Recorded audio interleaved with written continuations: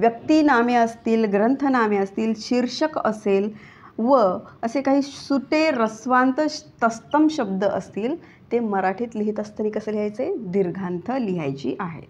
Okay, मराठीत जेव्हा लिहितो त्यावेळेस ती दीर्घांत लिहायची आहेत. ओके, लक्षात घ्या. मग ही व्यक्तिनामे आहेत. व्यक्तिनामे म्हणजे व्यक्तींची नावे आहेत, लोकांची नावे आहेत. कोणाची? तुमची, माझी, सर्वांची जी नावे आहेत ती व्यक्तिनामे, व्यक्तींची नावे. ग्रंथनामे, ग्रंथाची जी नावे आहेत, महाभारत झालं, मनुस्मृती झालं, रामायण झालं, गीता झालं, तर ही जी ग्रंथनामे आहेत ही ग्रंथनामे. शीर्षके म्हणजेच काय, टायटल. कोण्याही चॅप्टरचं टायटल बघा, त्यालाच आपण शीर्षक कसं म्हणतो. ते टायटल कसं असतं, ते शीर्षक कसं असतं, ते असतं दीर्घांत. ते कशा पद्धतीनं मराठीमध्ये लिहिणार, तर ते लिहिणार आहे मराठीमध्ये त्यांचं शीर्षकांचं स्वरूप हे दीर्घांत स्वरूप असतं. मग असे काही सुटे रस्वांत तत्सम शब्द आहेत, म्हणजेच असे काही मोकळे रस्वांत संस्कृतमधून मराठीत आलेले शब्द आहेत ज्यांना की आपण तत्सम म्हणतो. मग हे जे शब्द आहेत ते मराठीत लिहित असताना दीर्घांत लिहायची आहेत, म्हणजे छोट्या ईची मात्रा आणि मोठ्या ऊची मात्रा तिथे लिहायची आहे. ओके, जसं की फॉर एक्झाम्पल बघा, पहिलं आहे उदाहरण हरी. आणि हरी हे काय आहे, एक व्यक्तीचं नाव आहे, त्याच्यामध्ये जी मात्रा आहे ती मोठ्या ईची मात्रा आहे.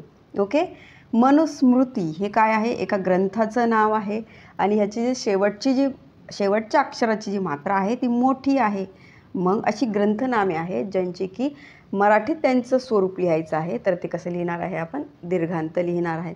दीर्घांतच लिहिणार म्हणजे कसं, तर त्यांच्या जर शेवटच्या मात्रा आहेत, अक्षराच्या शेवटच्या मात्रा ह्या दीर्घ होणार आहेत, छोट्या ईमध्ये आणि मोठ्या ईमध्ये किंवा मोठ्या ऊमध्ये. ओके, जसं की वर्गीकरण पद्धती हे काय झालं, हे एक टायटल झालं.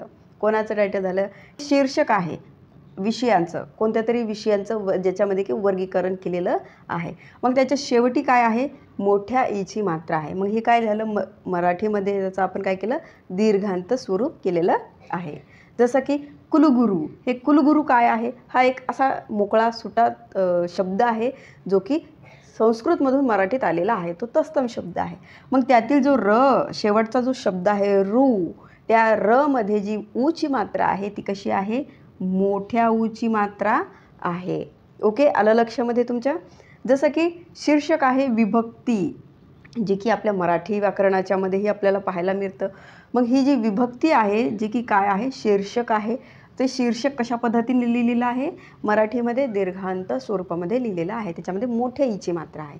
जसं की संधी, जसं हा संधीमधील जो धी हा शब्द आहे त्याच्यामध्ये मोठ्या ईची मात्रा आहे.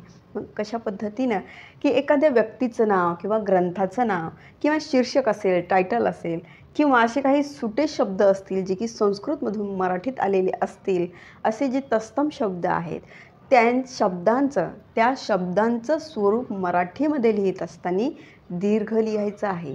म्हणजेच त्यांचं स्वरूप दीर्घ लिहायचं म्हणजे काय, त्या शब्दातील जो शेवटचा अक्षर आहे त्यामध्ये असलेला जो इकारांत आहे, उकारांत आहे, तो दीर्घ लिहावा लागणार आहे. म्हणजेच छोट्या ईची मात्रा असेल तर तिथे मोठ्या ईची मात्रा आपल्याला तिथे लिहायची आहे दीर्घ स्वरूपामध्ये. जर छोट्या ऊची मात्रा असेल तर तिथे मोठ्या ऊची मात्रा लिहायची आहे मराठीत दीर्घ करण्यासाठी. ओके, आय होप तुम्हाला समजलं आहे अशी मी आशा करते.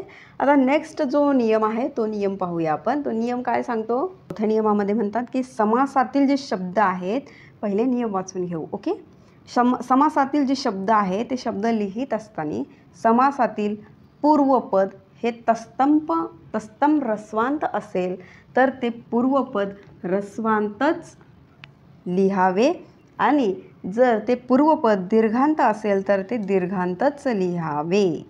आता पहिले ओळखून घेऊ, पहिले तर हे माहीत करून घेऊ की समास काय असतं.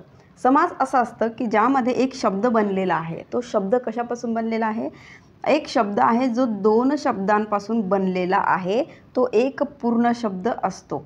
ओके, दोन शब्दांपासून, एक, दोन किंवा दोनपेक्षा अधिक शब्दांपासून बनलेला जो एक शब्द असतो त्याला म्हणायचं समास. मग त्या समासामध्ये दोन शब्द आहेत, मग ते दोन शब्दांमधील जो पहिला शब्द असतो तो पहिला शब्द असतो पूर्वपद आणि जो दुसरा शब्द असतो तो असतं उत्तरपद.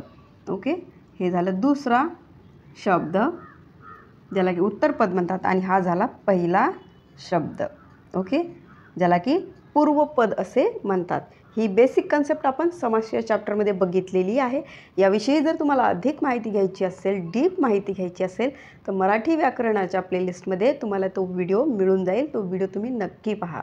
ओके, तर बघा, मग असा समास शब्द आहे ज्याच्यामध्ये दोन शब्द आहेत. त्या दोन शब्दांपासून बनलेला जो एक शब्द आहे, त्या दोन शब्दांमध्ये जे पहिला शब्द असतो त्याला पूर्वपद म्हणायचं आणि जो दुसरा शब्द असतो त्याला उत्तरपद म्हणायचं. ओके, तर हा शुद्ध लेखनामध्ये हा नियम काय सांगतोय की अशा सामासिक शब्दांमध्ये जो शब्द आहे जो की अशा सामासिक शब्दातील जो पूर्वपद आहे म्हणजेच पहिला शब्द आहे तो शब्द तस्तम रस्वांत असेल, म्हणजे संस्कृतमधून मराठीत आलेला असेल आणि तो शब्द काय करायचा आहे आपल्याला, तो शब्द रस्वांत असेल तर तो पूर्वपद काय लिहायचं आहे, रस्वांतच लिहायचं आहे. आणि जर पहिलं पद हे दीर्घ असेल तर ते पहिलं पद दीर्घांतच लिहायचं आहे. ओके, आहे तुम्हाला समजले की एक सामासिक शब्द आहे ज्याच्यामध्ये दोन शब्द असतात आणि ते त्या दोन शब्दांपासून बनलेला एक शब्द असतो त्याला समास असं म्हणायचं. अशा दोन शब्दांपासून बनलेला शब्द आहे एक, तर त्यामध्ये जो पहिला शब्द असतो त्याला पूर्वपद म्हणायचं, जो दुसरा शब्द असतो त्याला उत्तरपद म्हणत असतात. तर हा नियम आपल्याला असं सांगतो की जो शुद्ध लेखनामध्ये आहे की समासातील शब्द लिहायचे आहेत. मग असे सामासिक शब्द आहे जो की दोन शब्दांपासून बनलेला आहे तो तस्तम आहे. तस्तम म्हणजे संस्कृतमधून मराठीत जशीच्या तसा आलेला आहे. आणि त्यातील जो पहिला पद आहे, जो पूर्वपद आहे म्हणजेच पहिला शब्द आहे, तो जर रस्वांत असेल तर तो लिहिताना रस्वांतच लिहायचा. आणि तो पहिला शब्द जर दीर्घ असेल तर तो पहिला शब्द दीर्घांतच लिहायचा आहे. ओके, आय होप तुम्हाला समजले. तर याचं उदाहरण बघूया, उदाहरणाने आपण समजून घेण्याचा प्रयत्न करूया. जसं की फॉर एक्झाम्पल बघा, बुद्धी हा शब्द आहे आणि या शब्दाला अजून एक शब्द जोडला तर त्यापासून काय बनला, एक सामासिक शब्द बनला. जसं की फॉर एक्झाम्पल बुद्धी वैभव, तर हा पूर्ण शब्द एक सामासिक शब्द आहे. यामध्ये दोन शब्द आहेत जसं की बुद्धी आणि वैभव. या दोन शब्दांपासून पूर्ण बुद्धी वैभव हा शब्द बनलेला आहे. ओके, तरी हा नियम आपल्याला म्हणतो की मग अशा सामासिक शब्दांमध्ये जो पहिलं पद आहे, जे पहिलं पूर्वपद आहे, हे पूर्वपद हे उत्तरपद, पहिला शब्द आणि दुसरा शब्द. तर अशा पूर्वपदामध्ये म्हणजे पहिल्या शब्दाचा जो मात्रा आहे जो की रस्वांत असेल किंवा दीर्घ असेल तर ती जी रस्व असेल तर रस्वच लिहायची, दीर्घ असेल तर दीर्घच लिहायची. म्हणजे ती मात्रा जर छोट्या ईची किंवा ऊची मात्रा असेल तर ती छोट्या ईची किंवा ऊचीच मात्रा लिहायची. जर ती दीर्घ इकारांत किंवा उकारांत असेल तर ती दीर्घ इकारांत किंवा उकारांतच लिहायचं. ओके, आय होप समजले तुम्हाला. जसं की बघा, मग जसं की लक्ष्मी आणि लक्ष्मीपासून बनलेला सामासिक शब्द जसं की लक्ष्मी पुत्र, मग या दोन शब्दांपासून लक्ष्मीपुत्र हा एक सामासिक शब्द बनलेला आहे. आता या लक्ष्मीमध्ये हे काय पूर्वपद झालं, लक्ष्मी हे पूर्वपद, पुत्र हे दुसरा शब्द. तर पूर्वपद म्हणजे पहिल्या शब्दातील मात्रा ही कशी आहे, म, जे शेवटचं पहिल्या शब्दातील जो शेवटचा अक्षर आहे तो शब्द कसा आहे, तो मोठ्या ईच्या मात्रेमध्ये आहे, दीर्घांत आहे. म्हणून मग हा जो दीर्घांत आहे तो सामासिक शब्दामध्ये सुद्धा कसा लिहायचा आहे, दीर्घच लिहायचा आहे. ओके, जसं की हा लक्ष्मी आहे तर लक्ष्मीपुत्र लिहित असताना ही जी मात्रा आहे, जी मची मात्रा आहे, मोठ्या ईची मात्रा आहे, ती दीर्घांतच लिहायची आहे. ओके, जसं की अजून काही असे सामासिक शब्द आहेत जे की पाहूयात आपण. जसं की कविचरित्र, या कवी आणि चरित्र या दोन शब्दांपासून एक सामासिक शब्द बनला कविचरित्र. तर या कवी हा काय आहे, पहिला शब्द आहे, त्यातील जी वची मात्रा आहे ती छोट्या ईची मात्रा आहे. आणि सामासिक शब्दही अशाच पद्धतीने लिहायचा, त्याच्यामध्ये मोठ्या ईची मात्रा लिहायची नाही, कारण तो मूळतः काय आहे, तो एक छोट्या ईच्या मात्रेच्या स्वरूपामध्ये आहे. आणि हे शब्द कसे असतात, हे सामासिक शब्द हे तस्तम शब्दामध्ये येतात जे की संस्कृतमधून मराठीत आलेले असतात. जसं की गुरु दक्षिणा, गुरु आणि दक्षिणा दोन शब्दांपासून बनलेला एक शब्द गुरु दक्षिणा. त्यातील पहिलं पद पूर्वपद आहे गुरु आणि त्याची जी मात्रा आहे ती छोट्या ऊची मात्रा आहे. नेक्स्ट आहे लघुकथा.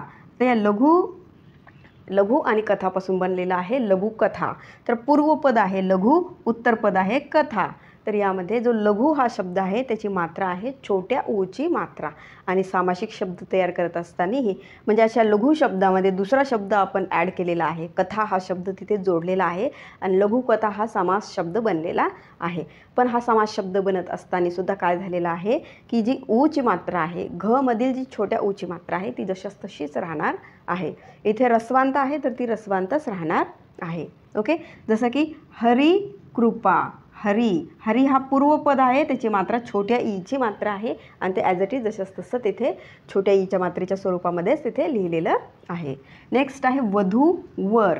वधू आणि वरापासून बनलेला शब्द वधूवर आहे. पूर्वपद काय आहे? वधू आहे आणि त्याची मात्रा कशी आहे? मोठ्या ऊची मात्रा आहे. त्याच्यामुळे वधूला आणखीन एक शब्द जोडला वर, तर हा सामासिक शब्द बनला.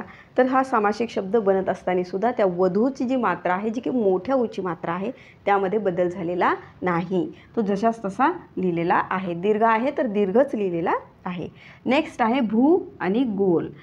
तर लक्षात घ्या, यामध्ये आता तुम्हाला एवढे उदाहरण सांगितलेले आहेत, तर यामध्ये तुमच्या लक्षात आलं असं की मग या भूगोल या शब्दामध्ये कोणते दोन शब्द आहेत आणि त्या कोणत्या दोन शब्दांपासून हा भूगोल शब्द बनलेला आहे.